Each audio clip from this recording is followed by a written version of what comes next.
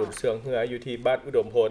เมืองไซธานีนครหลวงจันทน์ในปีนี้ถือว่ามีบรรยากาศที่ว่ามีความเบิกบานม่วนซื่นซึ่งอันดับที่1แม่นเหือจากเมืองท่าพระบาทแขวงบริคำไซปางบุญเสืองเหือกีฬา12สีพายประจำปี2026อยู่ที่หนองห้วยคุ้มบ้านอุดมผลเมืองไซธานีนครหลวงจันทน์ได้จัดขึ้นโดยบรรยากาศที่ว่ามีความเบิกบานม่วนซื่นซึ่งสีพายเหือสวงแต่ละลำซิงไซกันอย่างคึกคืนเพื่อหวังคว้าแชมป์ไปครองอย่างสมศักดิ์ศรีเห็นให้บรรยากาศของผู้สมผู้เสียก็ฟดฟื้นไปตามๆกัน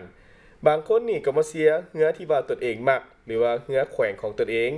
บางภาคส่วนก็ตั้งใจมาเข้าร่วมแข่งขันเพื่อว่าสร้างความม่วนซื่นและก็ฮัดแน่นความสามัคคีกับบรรดาเหือส่วงของบรรดาแขวงต่างๆที่ว่าเข้าร่วมการแข่งขันสำหรับผลการแข่งขันบุญส่วงเหือบ้านอุดมผลเมืองไซธานีนครหลวงจันทน์ในปีนี้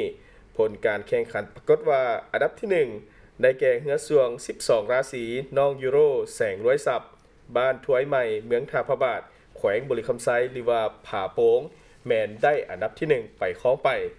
ส่วนว่าอันดับที่2แมนเหือส่วงเทพธนูไซสุขผลพรสวรรค์แขวงหลวงพระบางและอันดับที่3แมนเหือส่วงเฮียงมีไซโตโน่สังลุย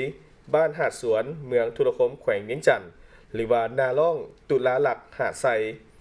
ส่วนอันดับที่4ได้แก่เหือส่วงธิดาสุดใจบัวใสท่องเที่ยวเมืองวังเวียงแขวงเวียงจันทน์